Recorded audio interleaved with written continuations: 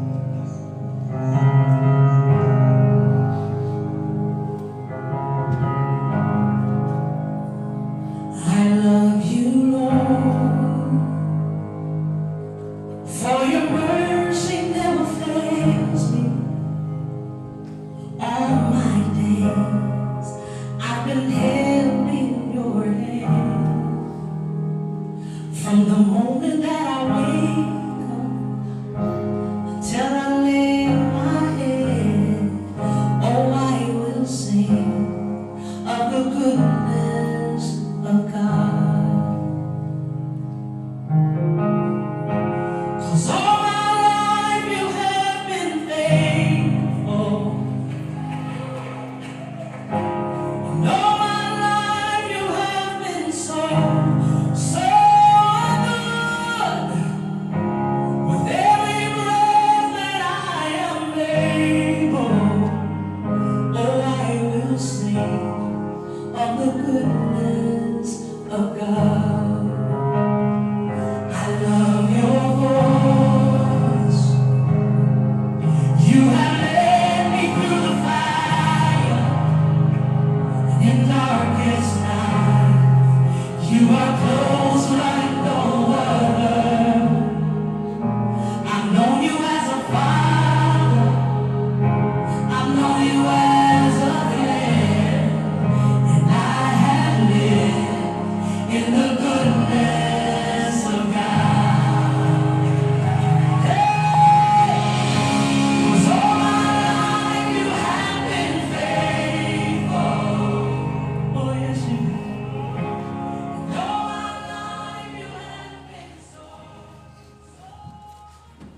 ke rau lotu. E o tua mau whakatahe ni mo kakaini i he mari mao ni onu. Ko ke tōnaki he tangata ko eni, ko e mai whiwhine ko eni. Ia mo whiwhine ko eni, ko e mai tangata ko eni.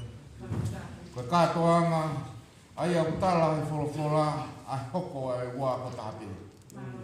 Ko e o au tōk tapu, he koe mari o ku whakahai ai tolu taha i o tua. O tua ko tamai, o tua ko e alo, o tua ko e lau mari maani onu. Ia koe whakatātā o nofu a sisungu hono siasi. O mau kore ke hifo ho lau mari e o sila i e ngau e mamawhanu. Ia ke hoho i ai ho whinangalo, he ngau e mau whai i he huafa o tamai, mo e alo, mo e lau mari maani onu. Te rau hewa, himi whāngeau wanoa himi, whāngeau wanoa himi. Si kolo e ko kena i kāriri, na e fuaha i hena ai iwi o eki. Na e kai koe whawhanga piha whaito o mahaki, ka koe kātoanga koe whaipeo a mani.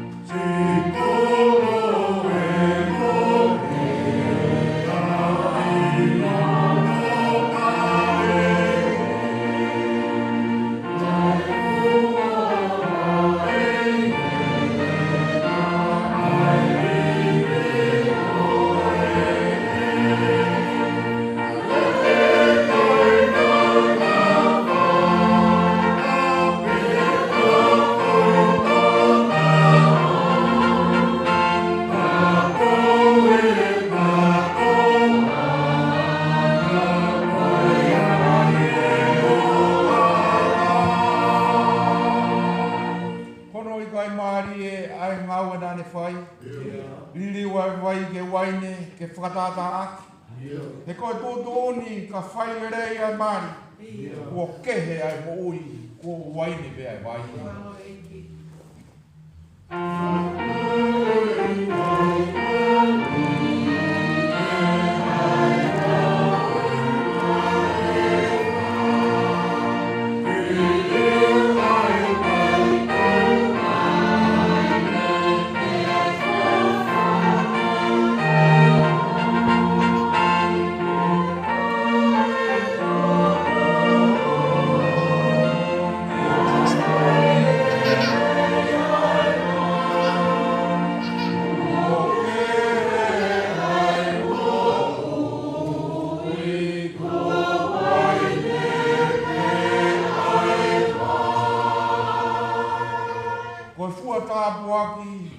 Tamaia, ke hoko pe ai mari, koe koto fia fia.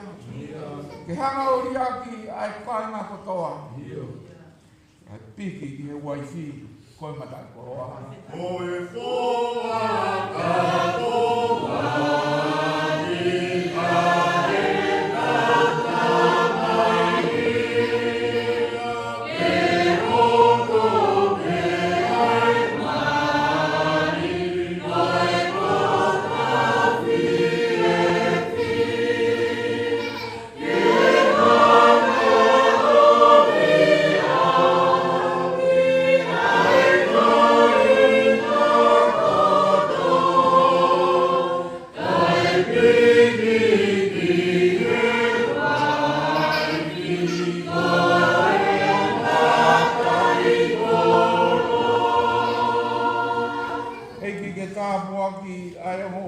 koe o hange koe mari I kena kāreri. Ke hāia nā api ngau e o tua.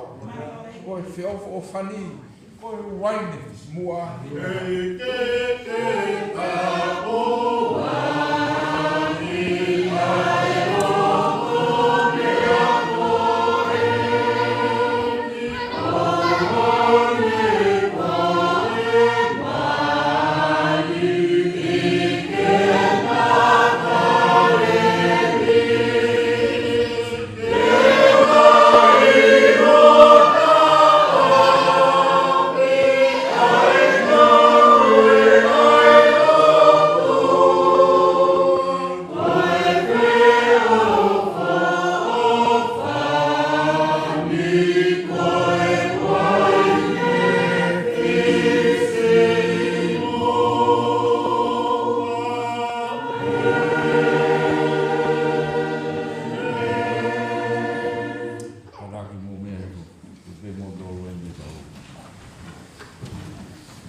tapa mo o tua wana mari. Patang foki heni ki kai nga ongo kai nga pa be ke family ko to.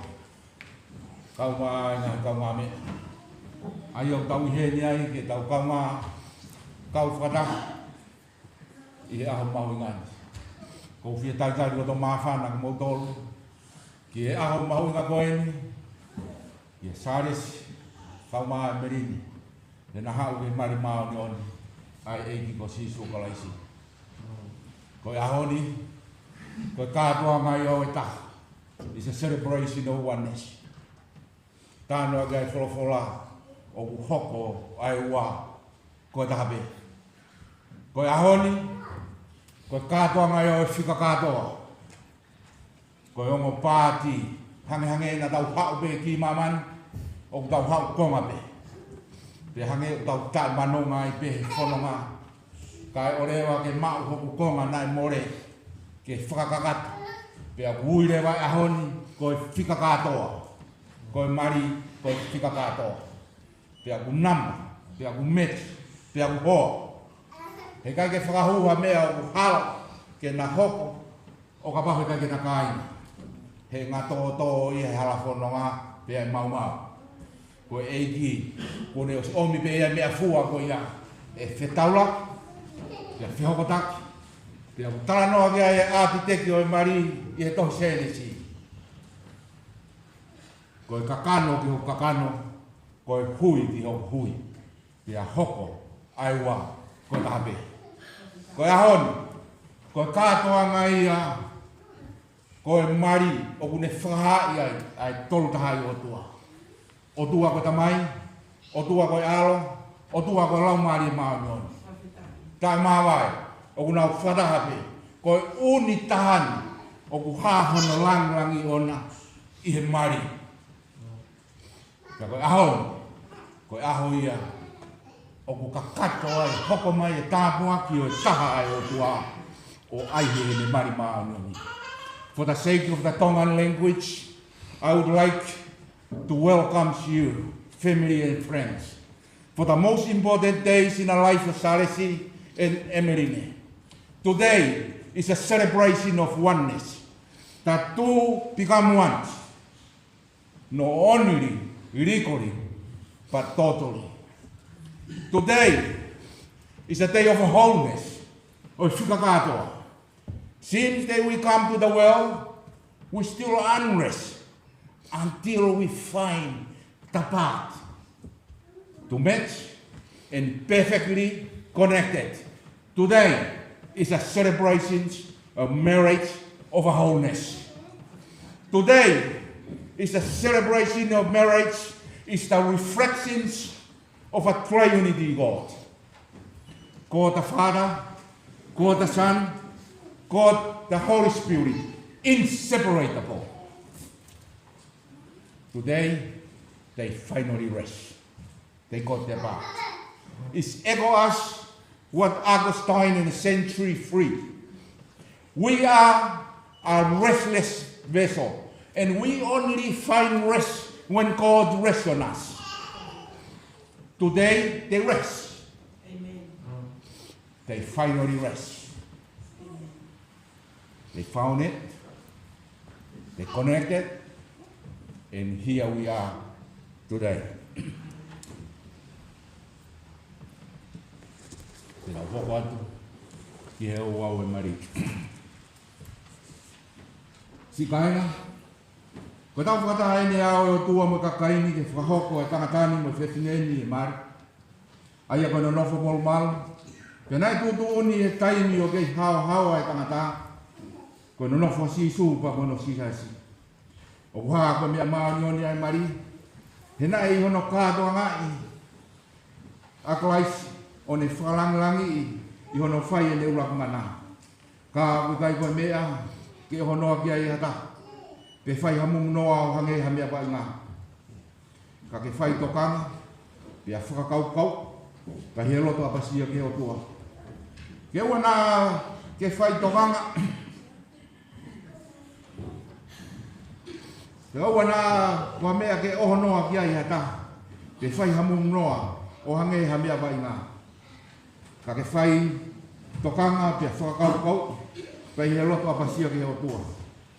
Ke ua nā puri whoke a ngai uhinga o tūtūni ko ia, ai a ko ta ofi ai auha pe miho tau whahinga. Pe ke tupu ako ne kina e siasi e anga whakalot, kai umaa me te pū ke ia i hawhitokoni aki e tau whanonga i mamani, i he lerei mo e kou whakado was. Ko mea ko ia ko hoko ai heni ai ongo kai ngani. Ko ia kai ai hataha mune ilo ha mea o totonu ke tau whiai e na mari ke ne reani ki ai. Ia kai kai ke ne longo pe o tangata. O kou tapo watu i moa ke mo manatu te matutu i ao whamau ke hae ngahi mea kotoa ne fufu i e loto. Ko ia ka pau ku ilo ha motahi ha mea totonu ke tau whiai ho mo marini ta wange mo koe ke te tala mai. He ke mo ilo pau ka wheha laki pa mo e wholawholaha mai o kui kai kauai ai o tuaha pia kui kai totonu ai na nono fo. Kare ko ho whahalo toa we.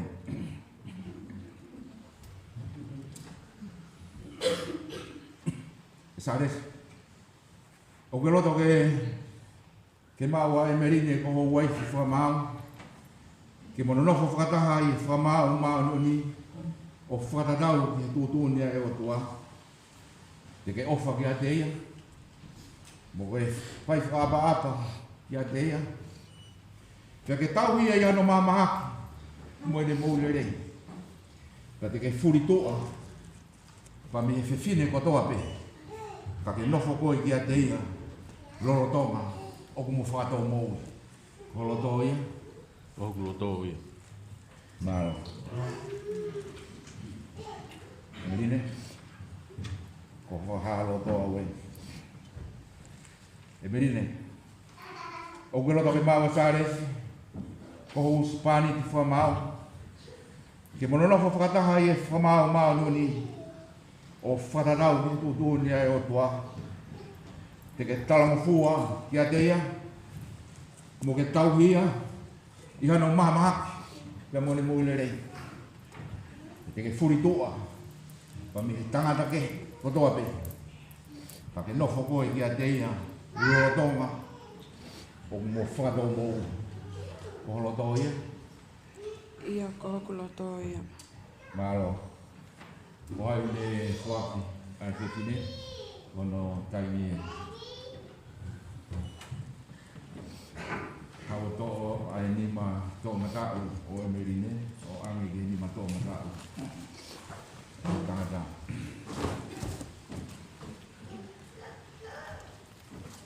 Malo, te mo whehanga ke i mo. It's gonna change your positions. Ko inga, ko konga ko emi, ko konga i hau whakapapau. Te ke talangi ki he whine, be e talatu e he whine ki a te koe. Ko ia i Salesi, te ke angi mui mai koe ki he konga koe ni. Ai a ko ho whakapapau e. Ko au Salesi. ko Salesi Ko omi ko Emeline. ko omi ko Emeline Ko kuai whamaa. o ku ai whamau E ahoni me whai mau ai pe, e ahoni whai mau ai pe i he rerei ni mo e kovi, e relei me ko i he mau mea mo e masiva, mau mea me masiva i he mahamahaki mo e mou lerei, mahamahaki mo i rei te ofa mo tau i koe, te ofa mo tau i koe kai oua ki whakamawai ki tau hai mati. kai ua whamawai ki taua e mati O whakatatau ki tūtūni ai o tua, whatatau ni tūtūni ai tua o e fuakawa e ni kia te koe. o e whuakawa i te koe Nene, o whakapau a oe. Ko au Emeline, Ko au Emeline, o ko omi ko e Salesi, o ko omi koe Salesi, mo kusipani ti whamau. ko ku se pani te whakamau. E ahoni pia whai mawa i pe. Ia ahoni pia whai mawa i pe. I he rerei mo kovi. Ia lele moi ko. I he mau mea mo masiva. I he mau mea moi masiva. I he maha mahaki mo rerei. I he mau mahaki moi lele. Te ofa mo tauhi ia te koe. Te ofa mo tauhi ia te koe. Kai ua whakamawai ki taua e mate. Kai oua ki whakamawai ki taua i he mate. O whatatau ki he tūtūni ai o tua. O whakatatau ki he tūtūni ai o tua. Ko fuakawa eni kia te koe. Ko e fuakawa eni ki te koe. Kai, mohanga mai. Ai koe taimi ni mama.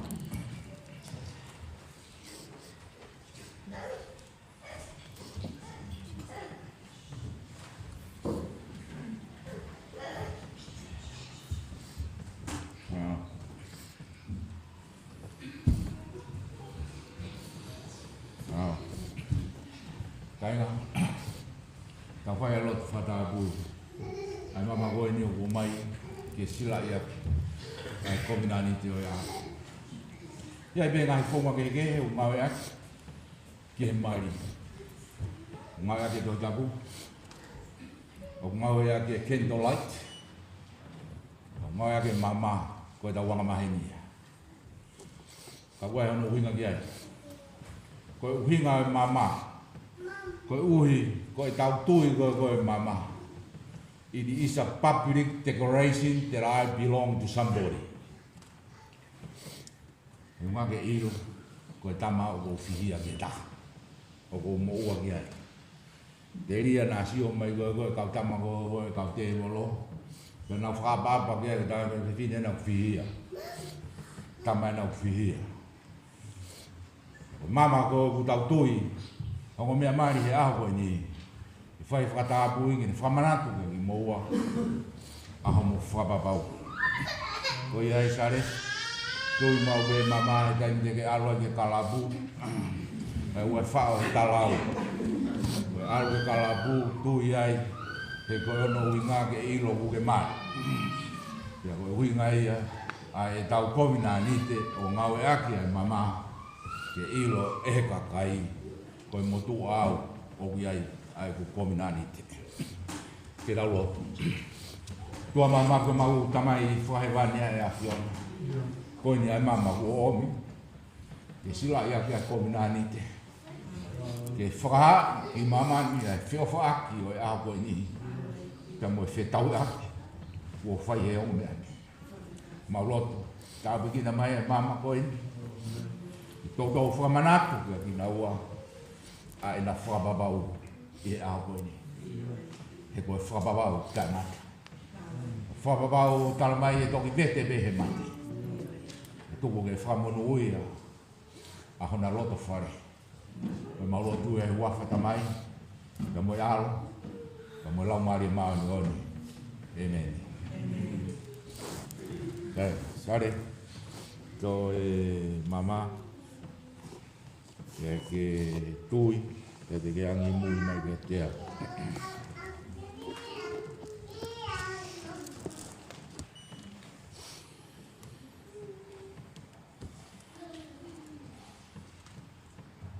Ke angi mui mai ke tea o Salesi. O kou ai ai mamani. O kou ai ai mamani. Ko whailonga kominani te kuota whai. Whailonga e kominani te kuota whai. Te huafa o tamai. E wafa tamai. Moe alo. Moe alo. Me lau maari maoni on. Me lau maari e maoni on. Alo. Toi ringe ke. Ia mama.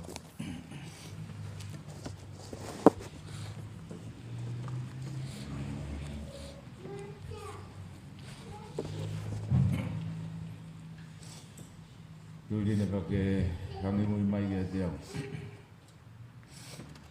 O kou ai ai mamani. O kou ai ai mamani.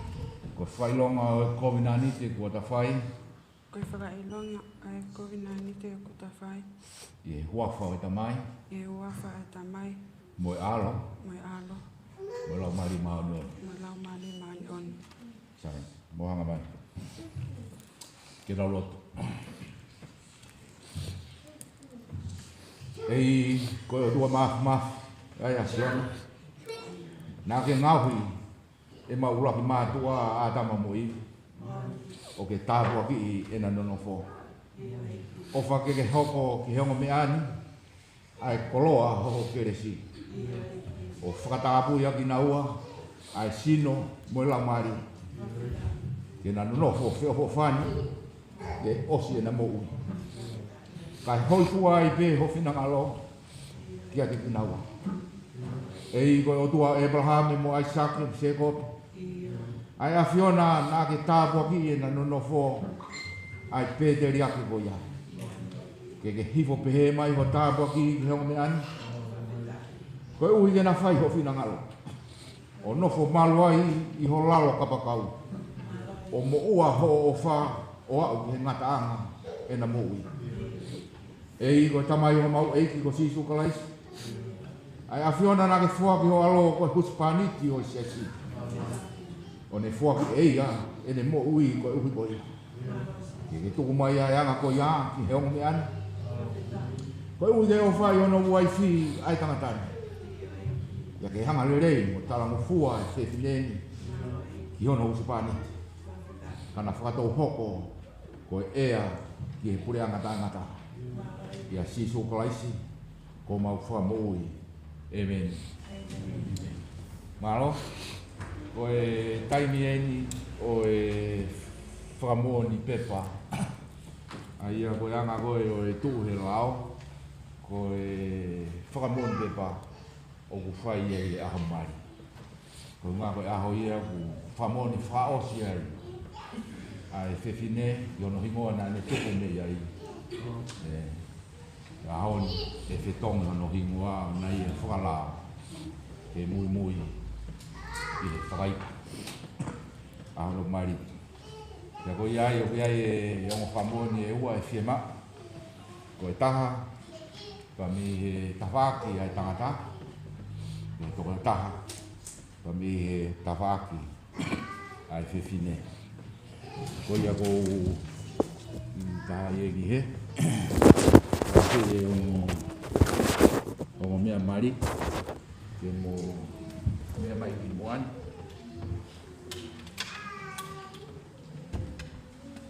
nga ke sai mea e a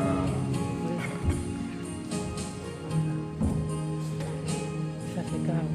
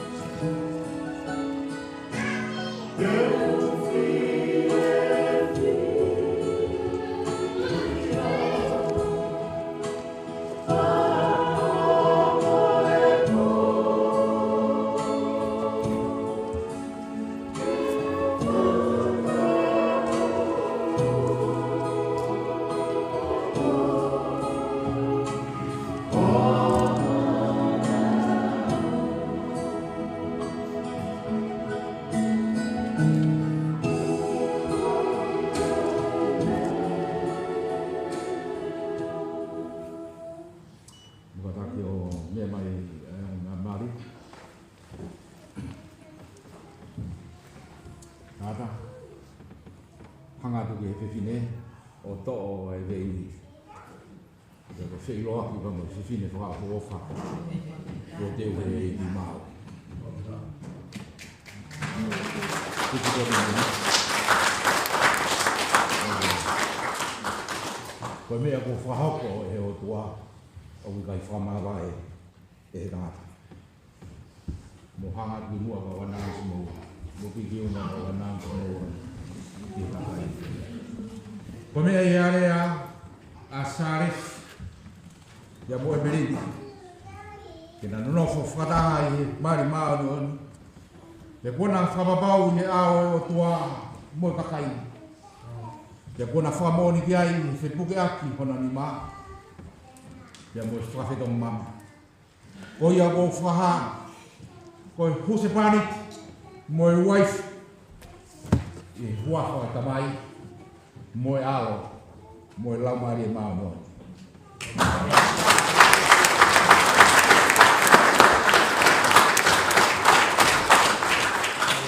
Koe tau tala monu, o whake tāpaki mo whamui, mo tauhiki moua e o tua koe tamai. O tua koe alo, mo o tua koe lau maari maani on. O whake a whiolere a siowa kia tiki moua. Pea whafono a tiki moua e ngā tāpuak whalau maari e kotoa te. Koe uhi, ke peheo mo whiangai I he mouini. Moui koe ni ka mo mau I he mamaka hau ai moui tangata. O whake tāpuki na I pegi moua, siowa, ia whamono uia, a moho mo mari, whakataki o mea aku.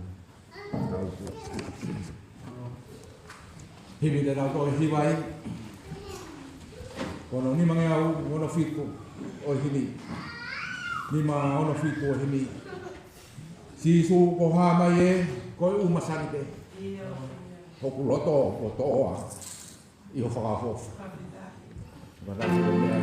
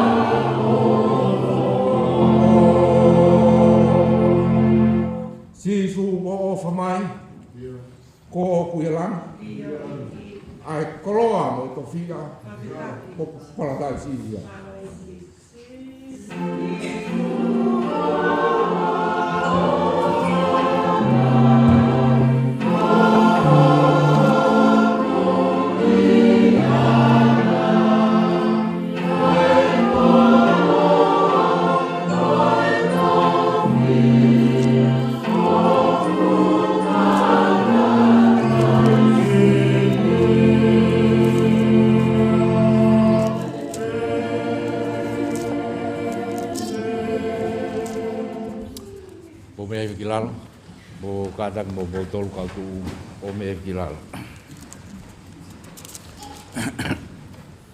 Leso ne to ma tau tolu. Fai ai ha tokoni falau mari. Ai a ko ni pamono mahuinga. Ai mari ai egi.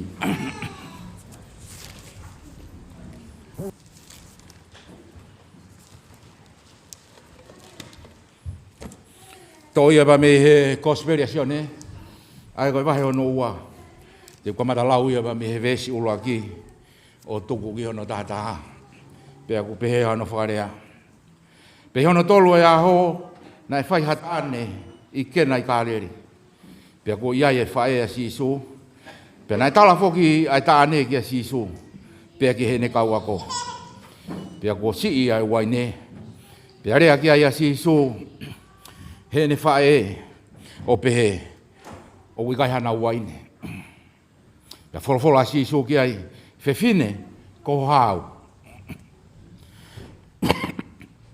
ko te ki hoko mai hoko taimi pe are he ne fai ki he ne kau se vaniti ne ngo pe ko ha mea tene tala ki ki mo tolu mo fai pa nai tu ai ha anga vai maka e ono ai nai tuku ai ko uhi ko frama afrasiu e hao taki taha ha pate e ua pe tolu folofolo asi su ki ate ki nau tolu mo frafo vai ai ngahi anga vaina pe nau frafonu ngutu ngutu ia pe ne pehe ki ate ki nau tolu whakatau rewa pe ave ki he eiki o e tāne pe nau ave pe he kamata he eiki o e tāne ai vai ko hoko o waine o sina I kai tene ilo ai potu na e omi me ai kana ilo pe he kau se vaniti aia na nau whakatau ai vai pe au yange he eiki o katoanga ai eiki tāne o ne pehe ki ai ko hanga o tangata ke tomua foto ai waine lerei pe ka kona ai ka kai pe toki foto ai waine o whakaange ange ka ko koe ko ke taufi ai waine lerei ki he daimini na ne fai eni e si sui kena I ka leri ko uloaki o ne ngahi mana pe ne fai ai hono langi pe na tui pe kitai ki ate ia e he kau ako ofa ke fai tāpa ki na siova ai folofolo aku omi ki hono aho he koe ne mari fai me ai ha hiki whawhitai e aho o tuha pe mohono langi ka venga fai ake hiki e aho pe mai ko sisu fraf o fraf wa sisu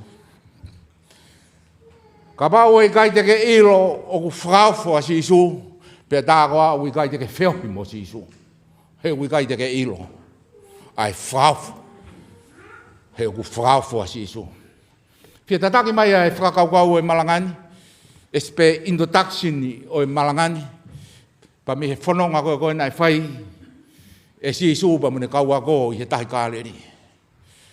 Tō mai e fumatangi, pia haki mai a hano whaingata, pia nau lere ai loto, pia nau loto hoha, oi whakapo, te maumat, ke ilo nau monu, ko na monu ko nga ko ia e eiki ke fafango e eiki ke talangi ki ai famore more ua no ka pau na ka ihenia eiki pe fefe ai folau kana na fafang pena ai tama pene taofi pene lo e matangi pa mo pe au pe ko hoko atu ai vahe na e pehe ka wako woi ko hai ko ai shanani ko sisu fraf ko fie parale ni mai ai whakaukau ko ia ke omi ki he taxi o e ahoni ko sisu fraf kamata ke no e waine pia ko felere aki e family he ko ilo ko katoanga ko ni ko katoanga o wike ta ai katoanga ko ni pe kai ngata ai ko kau e foi mea fama o ka pau e ngata pehe. E talai ai taitokanga ai family, pe talai e ngarivare ai mari. He koe aho koe ni, he koe katoanga koe ni, koe katoanga fia. Pe ke frau nange, o ka pau na e talat, ku tau ngata pehe. Ku kai ke tau wau ke whakakato, o e whakakaukau e mari. Ka mo ilo mari o e ahoni, e teksi o e ahoni, Na ia e mahalo a merena ne whatonga i ki mumuhu holo a kai ngā. Mahino koe waine, no. O maari e. O ngai ko tānoa o re soni a koe ni. Whakawhetai na whakawhei a sisu ke kātoanga. Hanga tonu atu pēa mere, ke tala ki a sisu. Talangi ki ai sisu. O kui kai ki ai hau waine. Kai ngaka. O teke whai e sisu ko uraki manaen. Teke whakotu e sisu ia. Hataha me pekia. Pe whamakiria. Kau mahalo na iai pe mahalo a mere ki he tamani. He ne alo talangi ai. Eiki. Kei loko e waine. O wash. Ai waine. Kai ngako whamanatu atu a statement i ai whewhineni. Ko statement i o tui. O kune hau hanga tonu ke tala. Lolo tonga ai whaingata, lolo tonga ai mea e hoko ke whamiri te nau ngari whakamaa, ka kuia e eiki, tala ke eiki. Koe taha whaingata tonu e ke tala ke hatake. He kuia e eiki, tala ke eiki. Maari e tala, mo whanau me ki mo tolu e soni, koe tari koe eiki, ei. Whewhine, ko au, o teke hoko taimi. Hange o kui ngari tai whakapapa nai he anga tau whanongo ke anga e tari na e omi ehe eiki. Ka koe ke huinga pehe ia. O uhinga mai e eiki o ku teke ai ke au ko hoku taimi. My hour has not come. Flew out the gospel. Ngau ia ki e sisu. O teke wau ke kolosi. Ka neongo ne tari. Ka naiha. Ka nane whaibe. Maari e ia. Ai tala koe mere ki he toinga kau sewaniti. Hape mea tāte sisu mo whaia. O te whaiha mo whakakau, mea pe koe tala atu. Pea koe mea pe ia. Kei loi maari e, ai whakakau. He koe uhinga a mere ki ai. Ia tai me taha ia te tautohenga tato uhingai. Pea tau mawa he tau me poini. He koe tangata o whangatangata ia. Pai ai e taime tahaia te tau nofo tato he uhinga. I am asking you. Taime tahaia tau lotu is unreasonable. Hange kou tai uhinga ia. Kou ngā koe whaifia. Koe ia te tau ngau e aki. Koe tui pa mo tau whalala. Koe ngā kapau te tau toi uhinga. He wai taimi au tau whangatangata ki tau tolu. O toki whai he ki a whalaka ia. Ki tau lau tato ilo ki ai. He do marvelously things beyond our imaginations. O tu ai o ku la. Sio, ai pe mere e statement ni ke no. Tala ki ai. Pa koe haa pe me une tala mai. Whai aki ia. O te whaha o whakakau. Ka kilo i ka ke manatu. Koe kau se vaniti. Koe ori tahaia. Koe ngā. Mai no pera na whako. He ko talake ko he eiki. Tomai e ngai fu topu koe na e ono koe na whotu u koe tua. Koe ngai fu topu koe ngai fu topu fulu wa e ia koe kau siu. Koe nau whakama. Koe ritual purification ia koe anau tolu. Wa hua katoa ia. Hua katoa pea whawhonu. Ke ngutungut. Kainga. Kilo e eiki. Ko eiki e wai pia ke ngutu. O kai ke taere, o kai ke vai ua. Ai peke e au ke kau ki he langi. Ko whahinga nau ia koe eiki tangi. Whawhonu. Whakawhonu ke au ki he ngutu. Ka koe ila mea maari ko whanofua whakakau te mona ulawa e teksi. Ha pehe ki kau se whaniti. Fe hono ate fu vai. Alolo tonga e tau whakamata e ai hawaine, ua noa.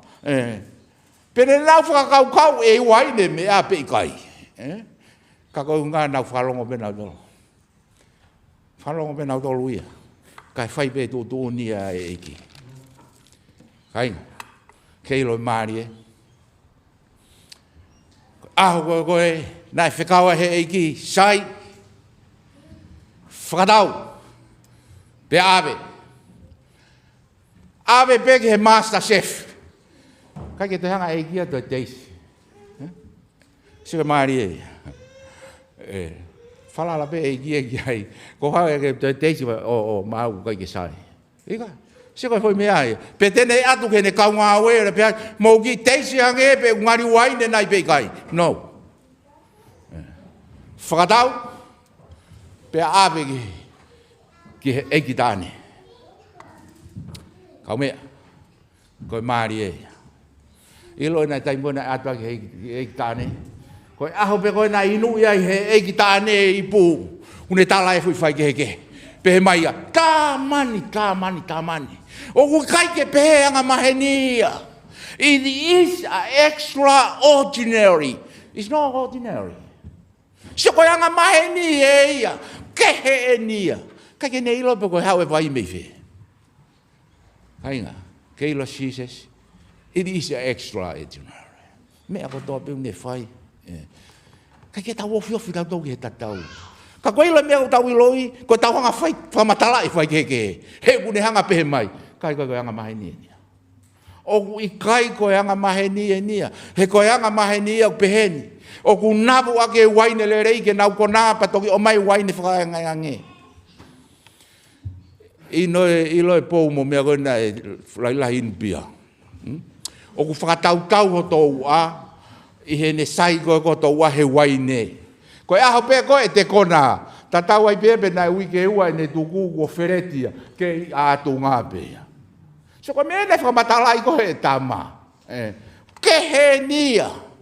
Ka kai ke ne ilo, koe waine nia, koe waine, a eiki. Kainga, se ke maari e, koe eiki, ke ilo eiki. He's always leave the best to the end. Se koe maari e eiki. Koe eiki o kune tuku e ne lerei taha kie whakaosi. He neongo pe e tau whono ngātene, kei whai pe ho tau tauhi mo tau tāpua ki, kako hewani. Koe lerei tāia. Tene omi pe hakolo lerei ke kei nasi ai he mama koe ni. But the best is not yet to be. It is heaven is waiting for you. Koe lerei tāia. Koe o tuaune tonaki. Ai lerei tāia ki he amui. Pea koe talalo toko ina e whai he apostolo. Vahe no value loma. Te whahoa whewhe. Ai ngāhi mea o kuau whanonga ia. Pa moe gloria o eiki. O teu kene whakaha amui. How can I compare for what I go through? For the glory of God is going to reveal. The gloria. God is always leave the best. To the end. Ta koe whai ngā nau ia ko tau nofo mo amanaki ki ai. O au ki hako naki whakatoi tapu, whai koe paula koe ka tihi mo te. Ko au tau e tau le rei. Ko au lava ia whakapue pue. Ka ko hanga atu au. O ko hanga atu au ke pare amalani. Teu e ki. Maki nau tolu nau ofa ki ai. Koe ia, koe lerei taia. It is the crown of victory is awaiting for you. This is the end. No here. No now. No now. Teu mai. Eiki. I amui. Koe ne tari koe. Aki. Ai lerei taha. Kainga koe whakatonu rea koe waine. O uhinga e koe joy. Fia. Koe uhinga e waine. Kai koe unga koe pehe koe kātua ngaka koe whakakaukau koe waine koe joy. Whakapau te ke whakakaukau ki he text.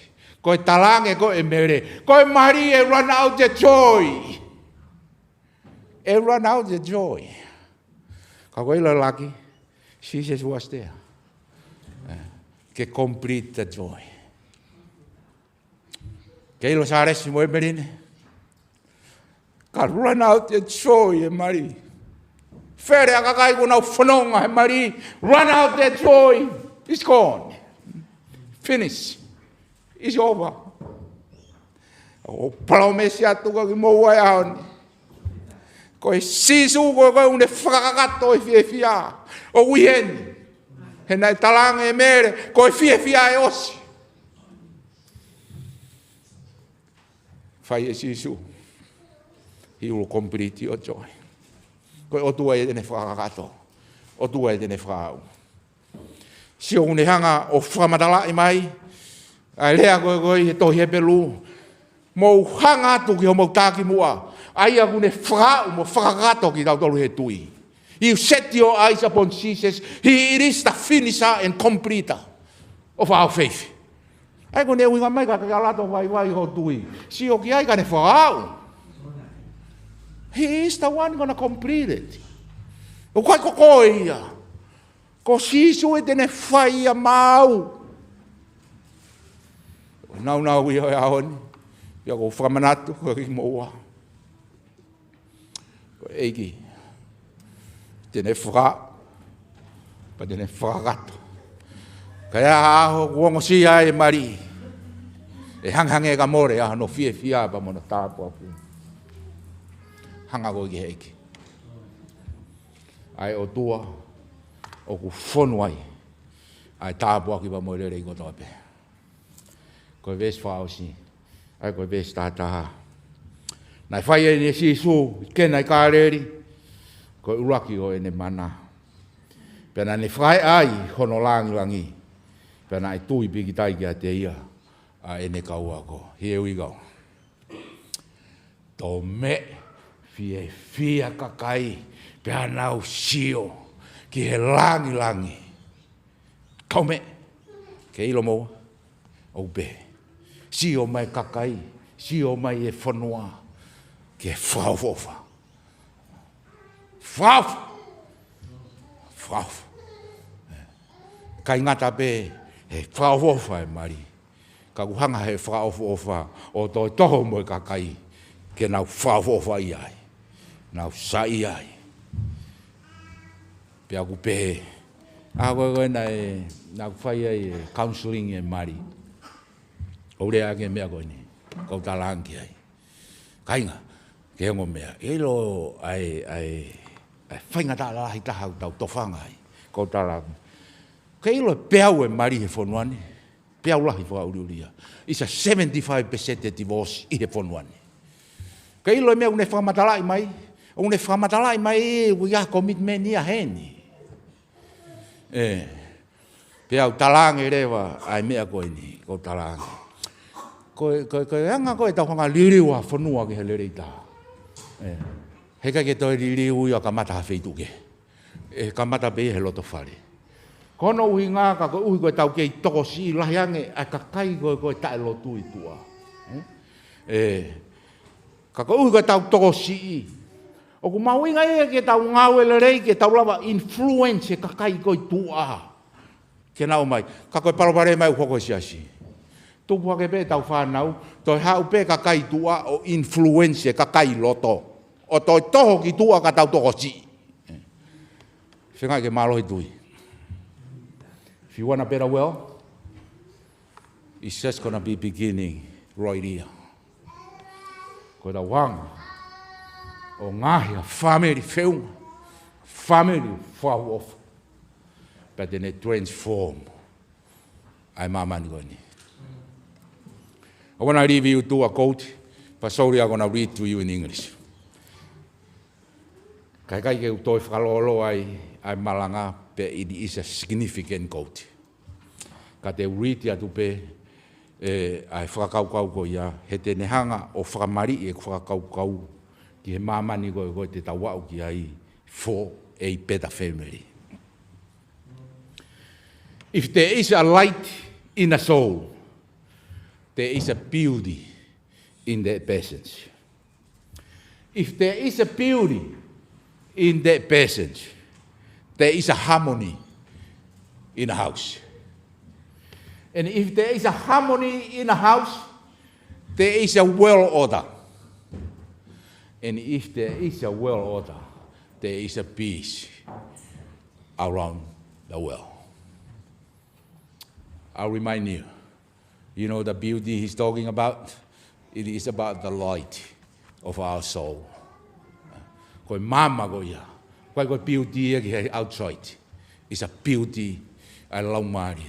Sio pane pehe. Kakapau te tau move me iai. Ko tā talavou ia. Pa koe ilonga ne talavou. O ilonga he hono whare. Hono api. Masan. Pea mo whio fan. It's a harmony. Pea kapau e hoko. Ai whare ko ia. O whare le rei.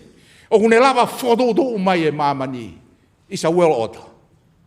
Pea ka lava rewa whododo ai mama koe ni. What is next? It is a peace around the world. Salesi, kau mai Emeline. Ko whalahi atua moa. Tawang e o tua. E ne tāpu ki nā mo mari. Pea mo whakamono ia. E huafa tamai. Mo e alo. Mo lau mari mao nyoni. Amen. Himi te tau toe hiwa tūku ai. Ko hono ono nge au taha hiwa himi. Ono taha hiwa himi. Mo kataki o mea hake ki o lunga. Ke tau hiwa. Si lata mua ki pētani e. Kau hoko mai ko si o whare. Ko e ni hoku lau maari e o fūri ak pē. Ke whaite ki o wae.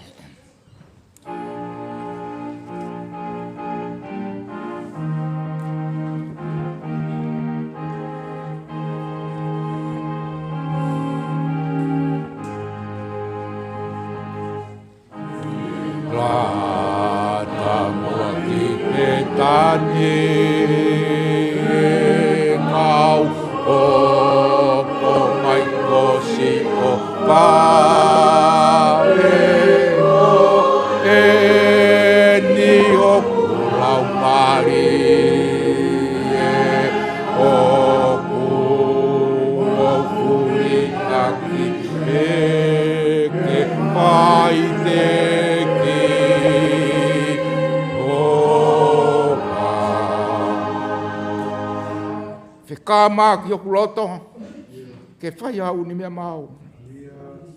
Ke tā koe ni oku poto, ke tari ake ano tō. Ai mea, nai te umako.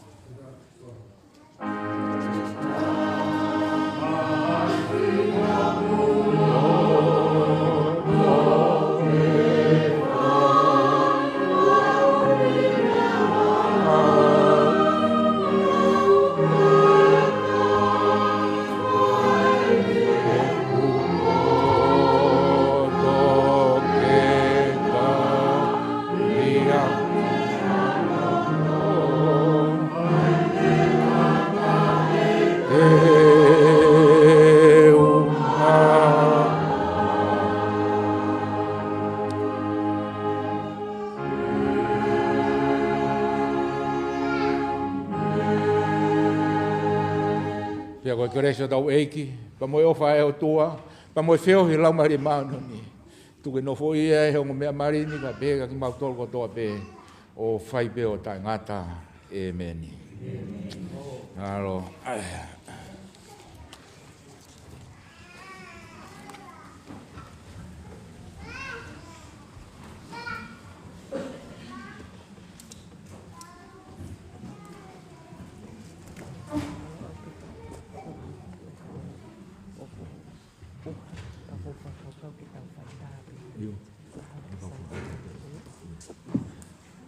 Sai, kalau kita ini gua ini mau maki ya, ai kita mau ni faita, wata be orang ini mau tengah tengah, mau faita be ini uat tua, big wata.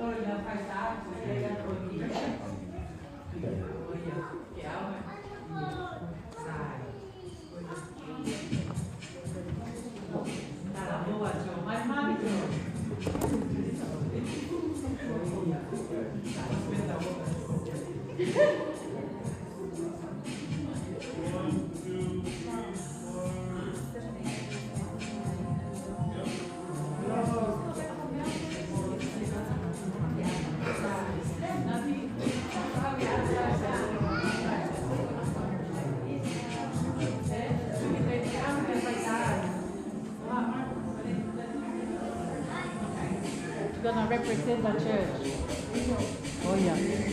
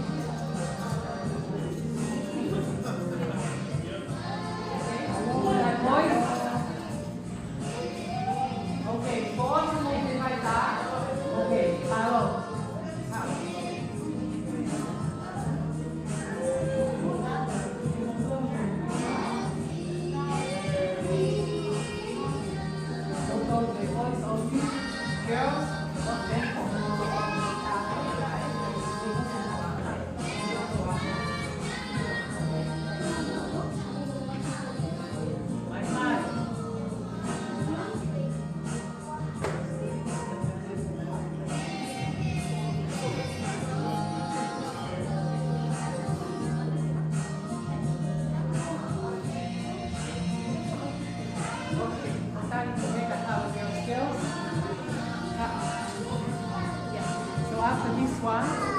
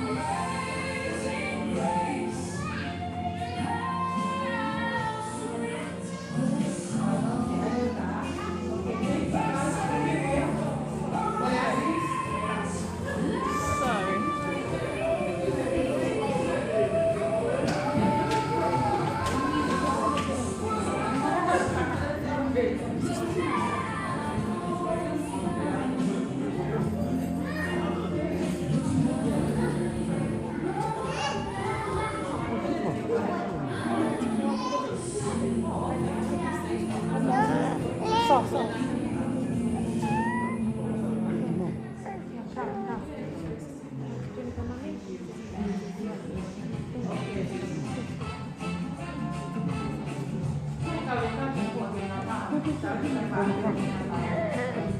you want to come and sit at the front? Okay. So all these photos are today, alright? Nice.